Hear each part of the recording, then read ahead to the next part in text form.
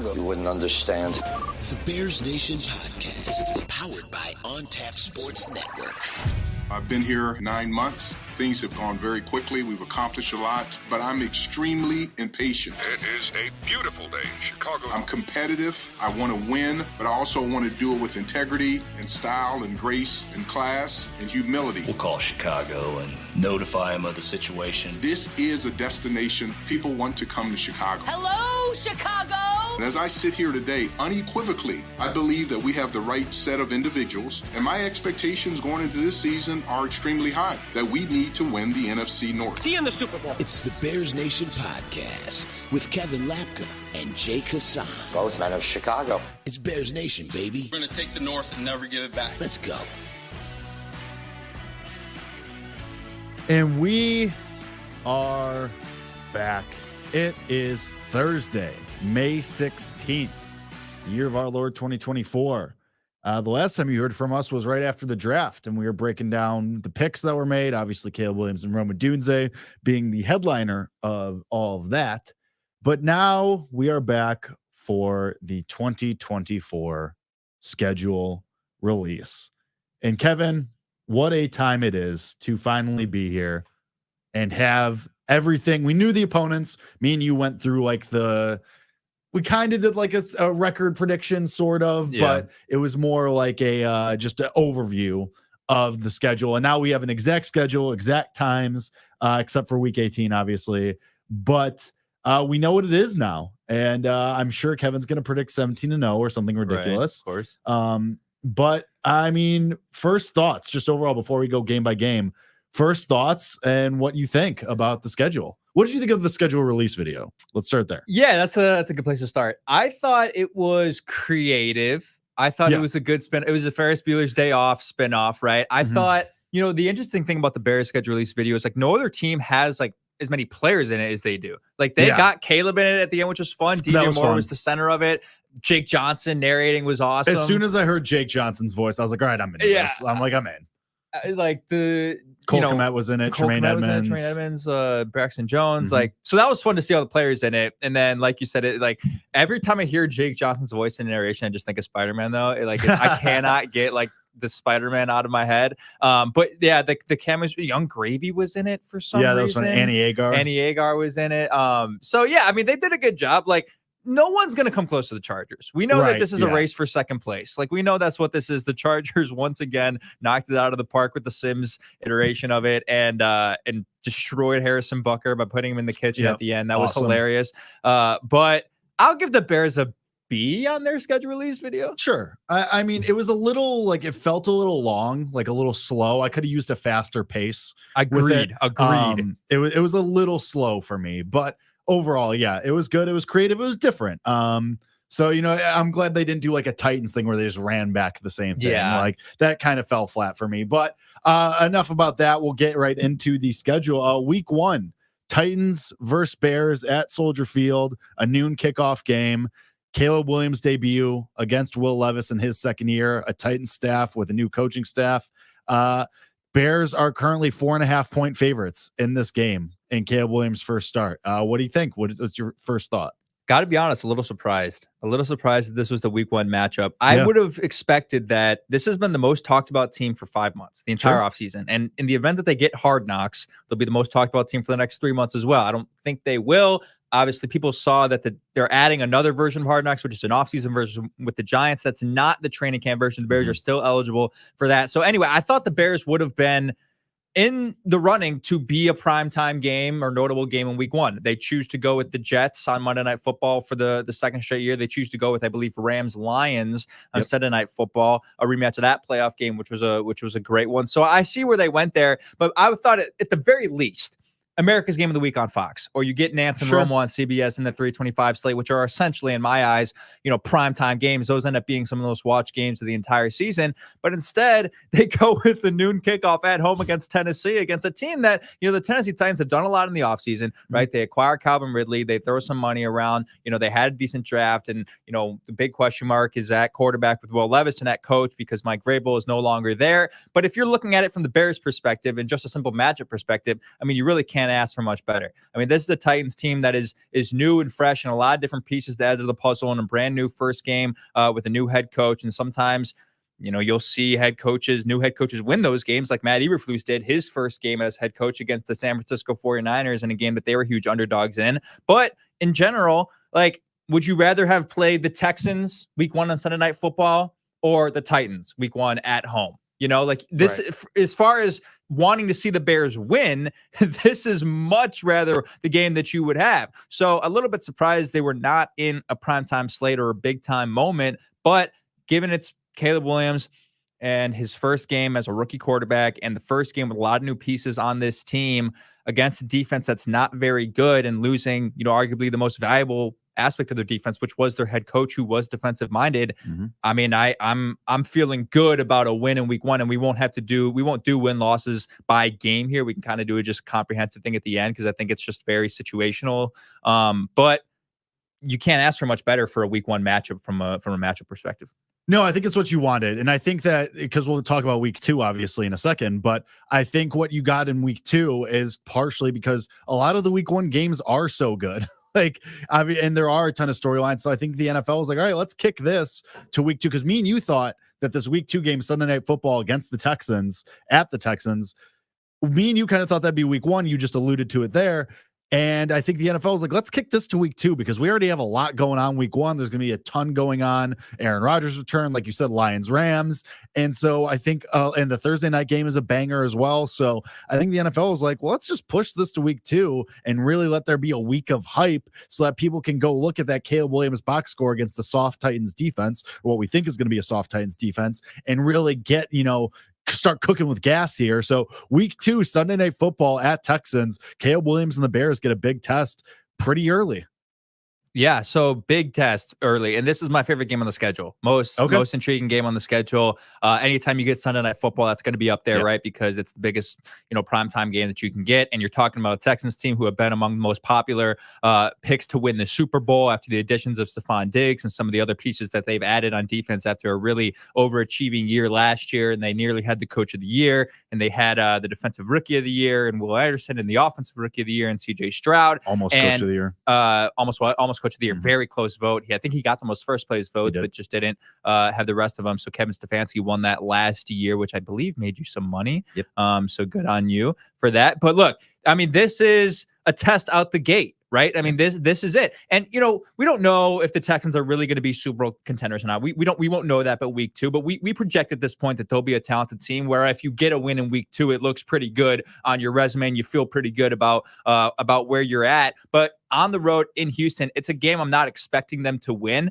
I think this Houston team could win 13 games this year. And, this is just, I'm still a little bit conscious of the fact that, I've almost gotten away from myself the last couple months thinking like, okay, this team is like, I believe this team is ready to win.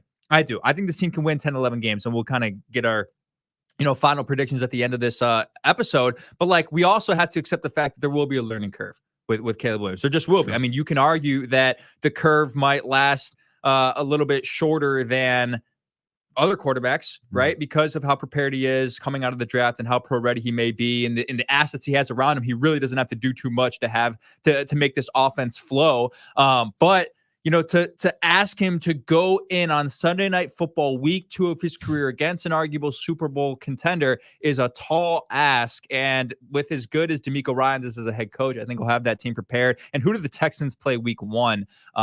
That's an interesting thing to look at too. No, I think they might have back-to-back home games, but I'm like, if I were to pick the game, I don't think they'll win this one, but nonetheless, super exciting, a great test. And after that, you kind of have a stretch of winnable games. So even if you do lose that game week 2, you might learn a lot about your team and have a little bit of momentum going into week 3, 4, and 5.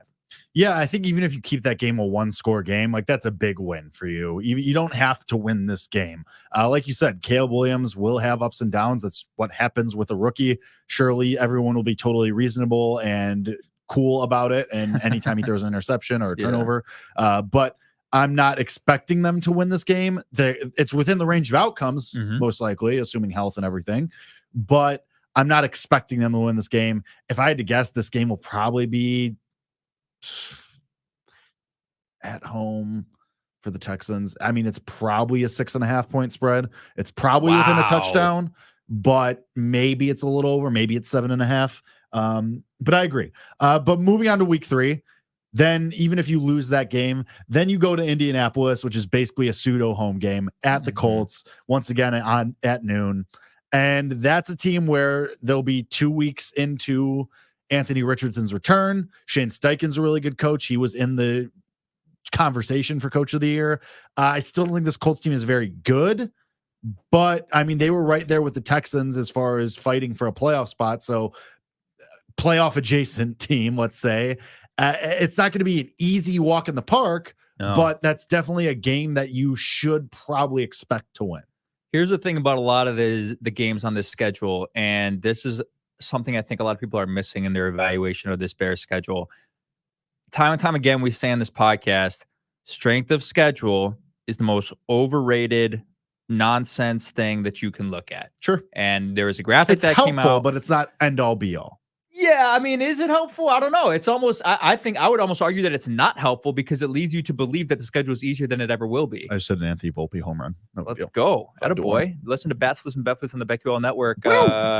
I think I did it wrong again. Bet Flips and Bat Slips. Nope. Bat Slips and Bet Flips. Bat Flips and Bet Slips. Bet Slips and Bat Flips. 2 p.m. Eastern. BetQL Network, 2 p.m. Twitch.tv/BigKill. Eastern. There you go. You got it. Congratulations on that. Thank you. But I'm we good at saw this. that the Bears had the third easiest, rather, strength of schedule in the NFL. This does not matter. Every year, and this is a crazy stat, for the last 36 years, 4 teams who did not make the playoffs the year before will make the playoffs in this year. That's been happening for 36 years. So across the schedule, you're going to see a lot of teams who are going to overachieve what is expected of them. And by the end of the year, like if you look and you say, okay, third easiest schedule here on May 16th, take a look at it on January 10th when the season's over, and I'll guarantee you that it won't end up being the third easiest schedule in the NFL. So when there'll be surprises, stuff exactly, like that. and I think the Colts are one of those teams, man. I'm actually really high on the Colts going into 2024. So I think this is a bigger test for the Bears than previously expected. I think Shane Steichen's actually a good coach. This is a team that went 9-7 last year with Gardner Minshew as the head coach. They had a couple of nice pieces on offense. I think Adonai Mitchell is going to be a great addition to that offense, and their defense we already know is pretty sound. I think they can win this game. It's a winnable game, but I think this is one of those where a lot of Bears fans are looking at the Colts in the schedule and just like checking off a W because Colts are probably favored in this game. I would imagine they're favored, especially probably being at inside home. A field goal, but I would say -2.5. I mean, they were a score away from winning that division. Yeah. I believe they played the Texans in the final game of the season to determine the division. So that was a great game too. That was a banger of a game on Monday Night Football. That was Monday Night Football to end the season. Yeah. That was awesome. And again, Anthony Richardson being healthy changes things. We don't know how good he is, but there's a lot of people who think he could win the MVP award for whatever reason because of his rushing prowess and putting up a Lamar Jackson-esque stat line to win that award. We'll see. But I think this is a winnable game. I'm not going to predict a win-loss for it, but I just think there's too many people overlooking that game. How weird is it that they get 3 straight AFC South to start the season? It's a little bizarre, but I think that's, again, the NFL being like, all right, a couple of these are winnable games. Like, it's the weakest division in football, theoretically. Let's see, let's try to ease Caleb Williams, who is hopefully going to be one of the next faces of the league, into his career. But then you get week 4. So we both expect 2-1 at this point, I think. Yeah. Going into week 4, you go back home hosting the Rams. Sean McVay, Matthew Stafford. Obviously, who knows what could happen as far as health. The Rams haven't been the healthiest team, but let's assume everybody's healthy. Stafford, Kupp, everyone on that roster is healthy. I mean, this could be a shootout. Yeah. Like, this could be a true, total could fly over 50, 60 easily. I think the Rams are a dark horse in the NFC this year. I think they're a team that I think could come out of the NFC and represent the NFC in the Super Bowl. I think they're that good. We know how good their offense is with Puka Nacua and Cooper Kupp and Matthew Stafford, and Sean McVay is still a top 5 coach in the NFL. And yes, they lose Aaron Donald, but they kind of reload with Kobe Turner, who was second in Defensive Rookie of the Year voting. And they had a lot of good free agency additions across the board. I'm really happy they get this game at home. I'm really happy they get this game at home instead of having to go out to LA. The Bears traditionally just do not do well traveling out to LA and playing in Los Angeles and making that West Coast trip in general. I don't love any games that you have to play on the West Coast, but luckily they play one of the good teams from the NFC West at home. So that's huge. And the Los Angeles Rams, I think, are good, but they're also an extremely vulnerable team. I mean, they a lot of games last year were close games for them. They can, falter on any given week because Matthew Stafford can, occasionally be careless at the football, and he's not getting any younger. So, and their offensive line is solid, but it's still not phenomenal like it was the year they won the Super Bowl. So I think it's a winnable game. This is another one of those where, like, I think people are still looking at some of these teams. Oh yeah, the Rams, like, let's take them for granted. Like that's definitely a W. Like I think this is one of those where they could lose.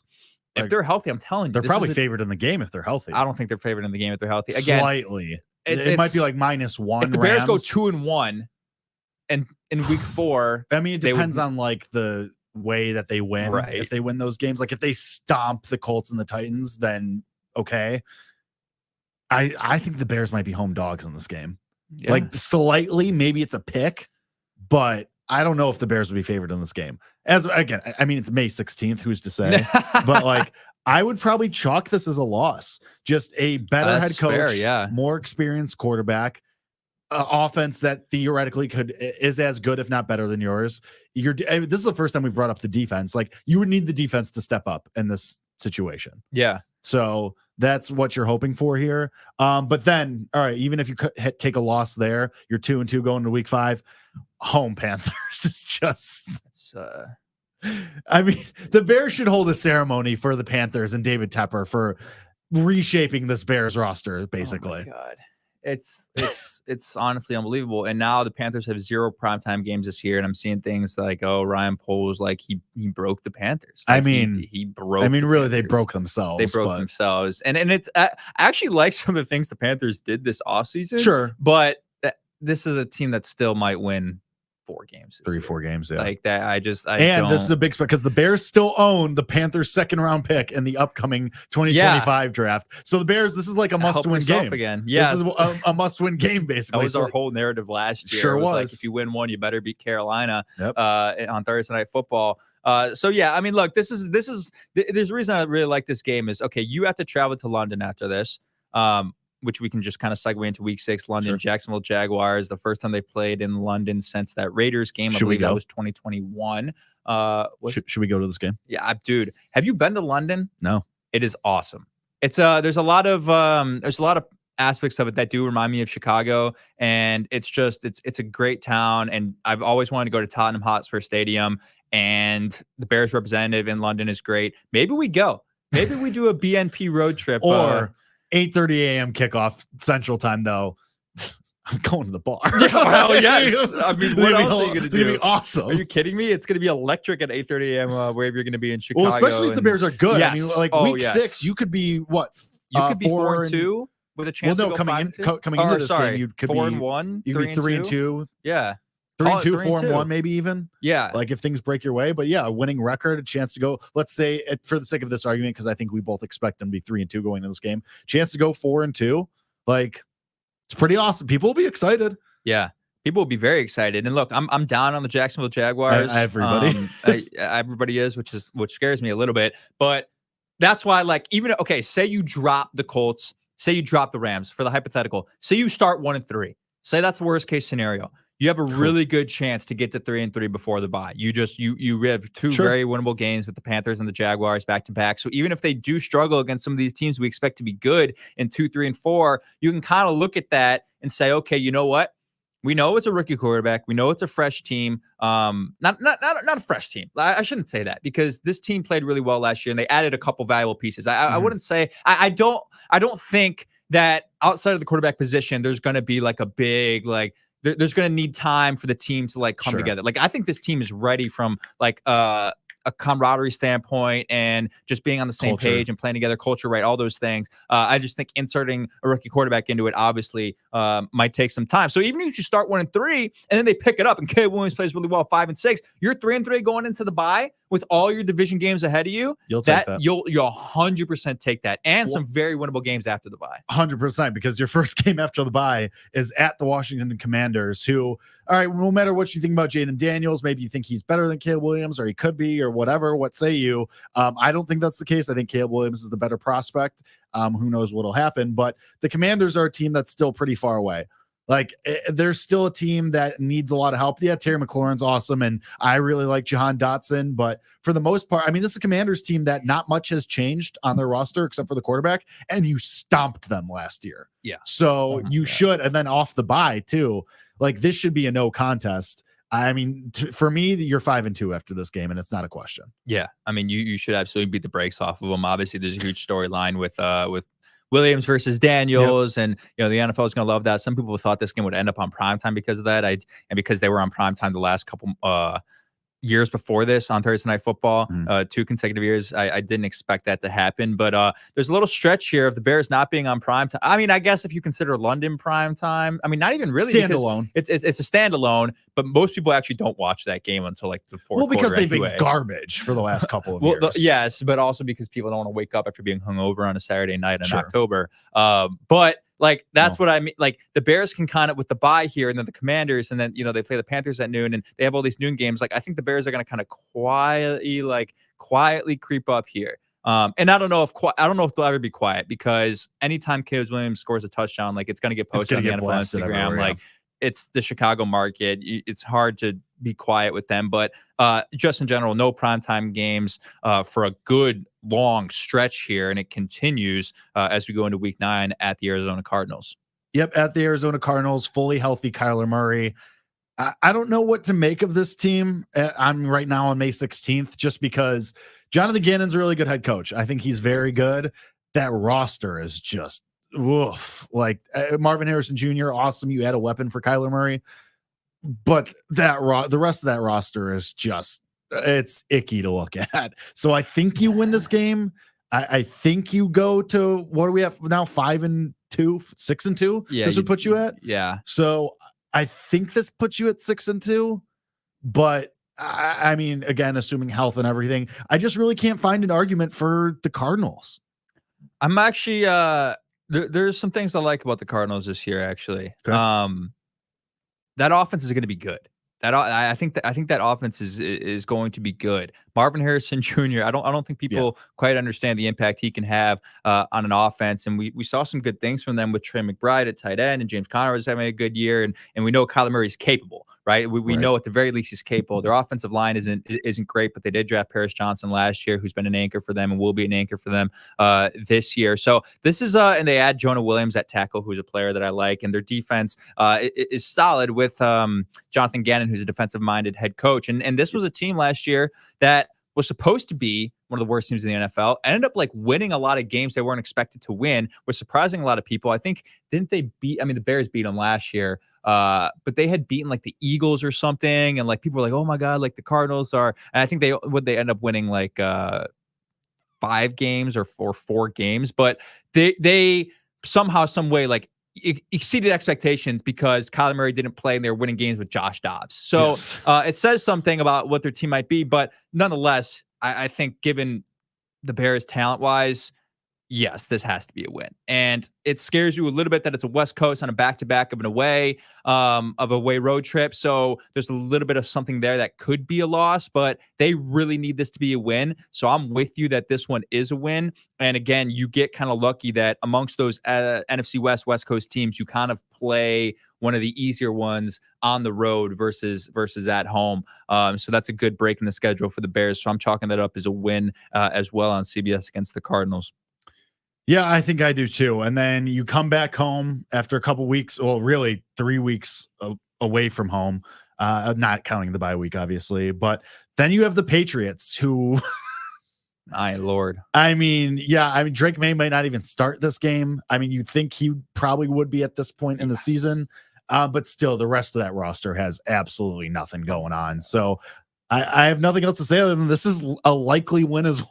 Oh yeah, this is one of those great days at Soldier Field where we're feeling really good by the fourth quarter because it's 42-10 against the New England Patriots. And that's the nice thing about this team is, like, I think we're going to start seeing games like that. And we saw it a little bit last year. Like we saw that Commanders game. We saw it in the Broncos game before they, gave up 21 consecutive points. They were up 28-7. Like the Bears had big leads last year in some of these games. They beat the brakes off the Cardinals. Like blowouts are on the table for the Chicago Bears this year. So I know we don't tend to think that way, but that's on the table. And especially because of how good this defense is, it's more likely that blowouts can occur and that they can sustain those blowouts. Hopefully this time around with an offensive coordinator that doesn't run halfback draws when you're up 21 points. So I'm chalking that up as a win. There is no doubt. And before we get into the back half of the schedule, let's just say this. I think the way that there's a lot of people concerned, I guess, are just weirded out by the fact that they don't play a division game until week 11, which is the game we're about to get to against the Green Bay Packers at home in the back-to-back of a little homestand here.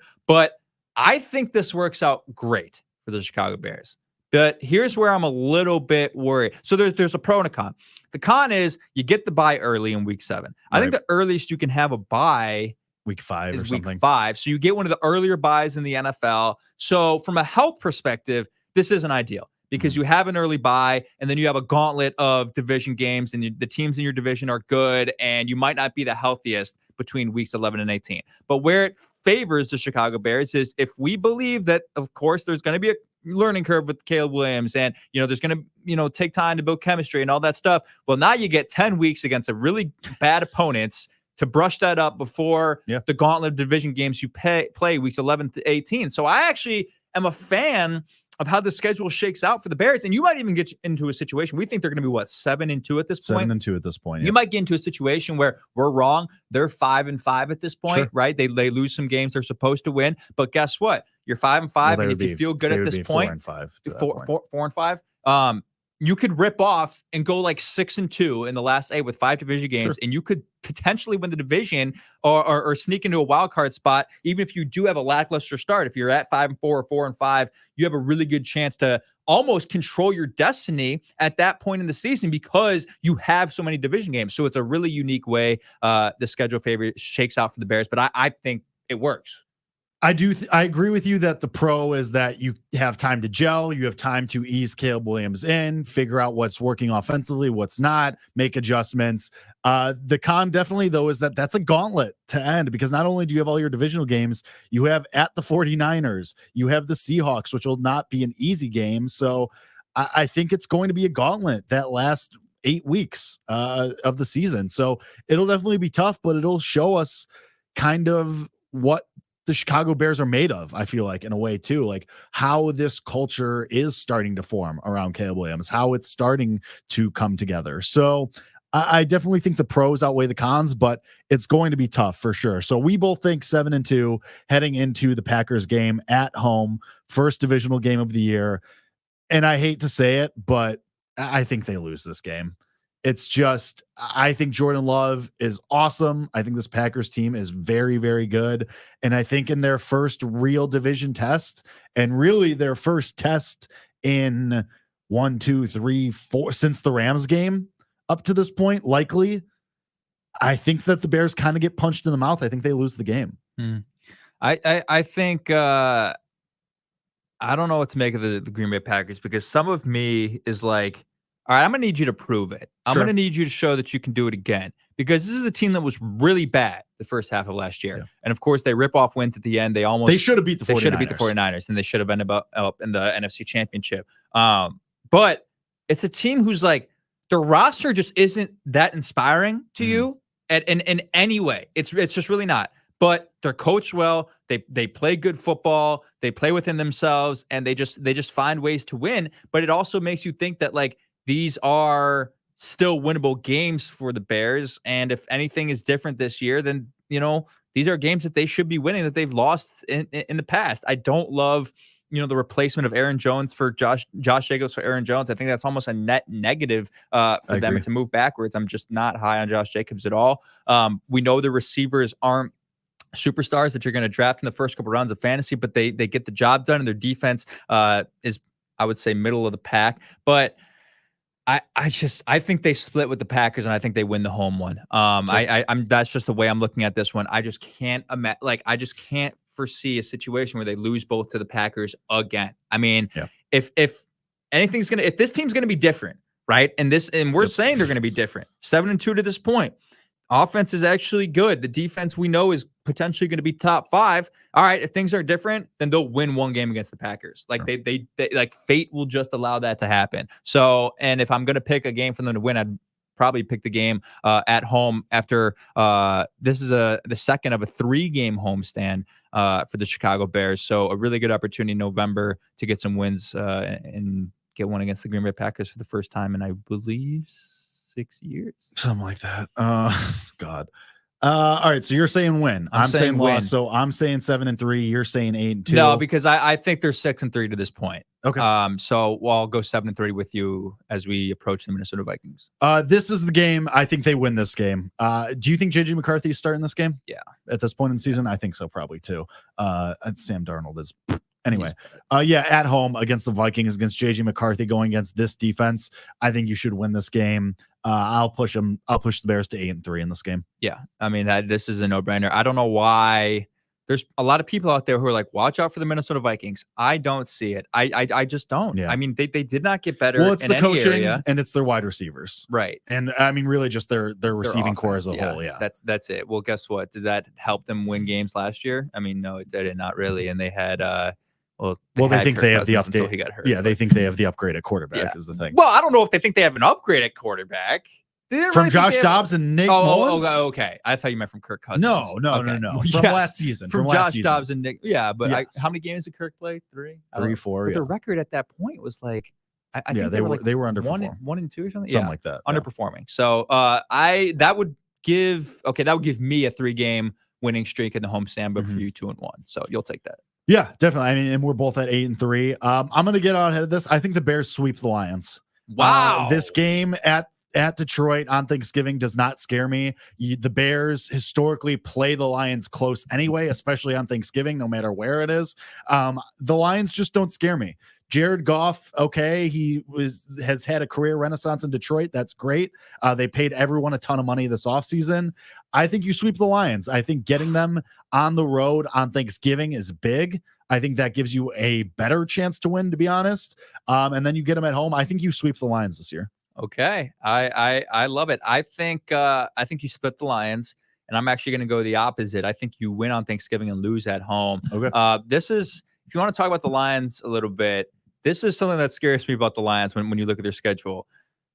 They play 15. This is unbelievable. 15 of their 18 games in a dome. It's ridiculous. And this is a team that will kill you in a dome. Yep. They're built to play in a dome, and they might end up with the 1 seed in the NFC and play in a dome into the Super Bowl throughout the entire playoffs. I just think, look, this is a team that we know how good they are. They should have won the NFC Championship. I don't want to talk about the Lions too much, but they had a great draft. I think Terrion Arnold in the first round from Alabama was a huge steal at the biggest position of need for them at cornerback. They also drafted a great cornerback from Missouri and Ennis Rakestraw Jr. in the second round.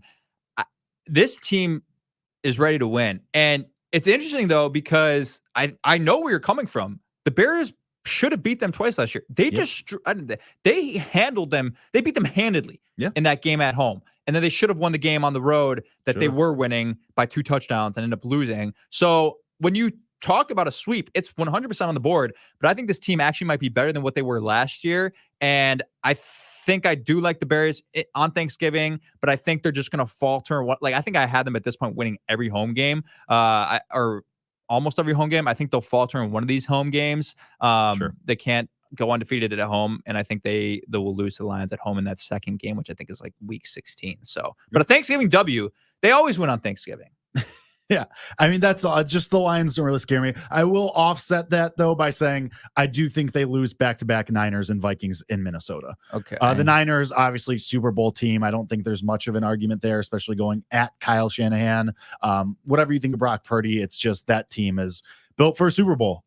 So I can't go against them there. And I think Kevin O'Connell getting to see you a second time at their place this time, no matter who the quarterback is, that doesn't sit right with me. I think you lose that game. So, but still, I think you're 10-5 going into the final 2 weeks of the season. It's kind of funny. The way we're talking about this, most of the losses that we're giving the Bears here, we're chalking up to coaching. Which is interesting. So I asked, it's a good example. Say Dan Campbell is the head coach of the Bears. How much of an improvement in win-loss is there? 1 maybe. It's mostly in that neutral. Okay, so you feel pretty good about Matty Eberflus then? I think he's average. Okay, it's just interesting because like your primary logic for some of and my primary logic for some of these too. I think also the supporting coaching staff is much better than it was the last couple of years as well. And that matters. And we know how much that matters. Look at the Philadelphia Eagles 100%. From 2022 to 2023, right? Like we know that those things are real, and they actually have a defensive coordinator this year. So I'm with you. I just thought that was an interesting exercise. I do think they lose at San Francisco. It's a really tough place to win. And I am, coming off Thanksgiving. I think they lose that one. I will disagree with you though. I think they sweep the Minnesota Vikings. Jalen Johnson owns Justin Jefferson. We're not worried about that. No, I mean they swept the Vikings last year. Yes. I'm tweaking. They won at home, or they won on the road on the Monday Night Football game that was disgusting, where I don't think a touchdown was scored. You lost because that was the Tyson Bagent game, the first game. You lost the Tyson Fields Bagent first got game. Right. Okay. Yeah. So you split last year. You probably should have won that game if Fields stayed in.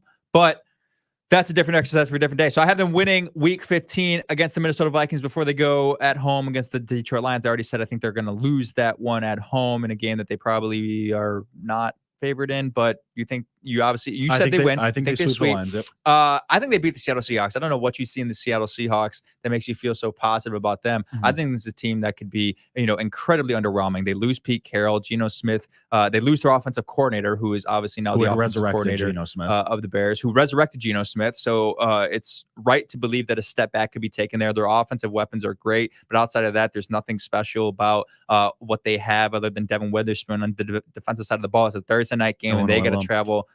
Illinois alum, and he's phenomenal. He was up there for Defensive Rookie of the Year, and this is a West Coast team that is traveling to your place on Thursday Night Football in December. 1000%, the day after Christmas, a W for the Bears. Merry Christmas, late Christmas gift from Santa. That's got to be a win.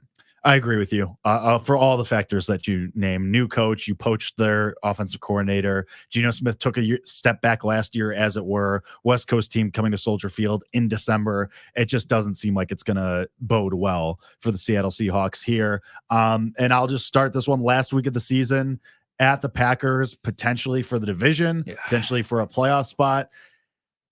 And I just don't think you're there yet. I think the Packers sweep you again. I don't think that. I think next year, possibly. I hope I'm wrong, but I think Jordan Love might be one of those dudes, and especially given that they have a top 5 coach. I think, unfortunately, that you can win 11 games in a season, which is what I have them for, but at the end of the day, you'll still have that bitter taste in your mouth when you get swept by the Packers going into the playoffs. I hope I'm wrong. I do, but I'm expecting the worst. In a season that'll be full of good vibes with a really good rookie quarterback, a really good rookie receiver, 11 wins, and people are still going to bitch and moan about getting swept by the Packers, which is fair because that's your Mount Rushmore. That's your Everest. And so I do think they get swept by the Packers at Lambeau on January 5th. To close the season, unfortunately, but I do think they win 11 games. Obviously, a lot of variance here. They're probably not going to win all the home games that we said. There's probably going to be a dropped ball here or there. The ball doesn't bounce your way, or you end up losing, or that you end up winning. I think that the end result for this team is anywhere from 8 to 13 wins, to be honest. So it'll be really interesting. But just off the top of my head, going through this for the first time, I have them at 11-6. Yeah, and I think that's a really fair place to put them. I'm almost eager to put them at 10-7 because I've been so high on them in the past, and I just, you're scarred, right? Yeah.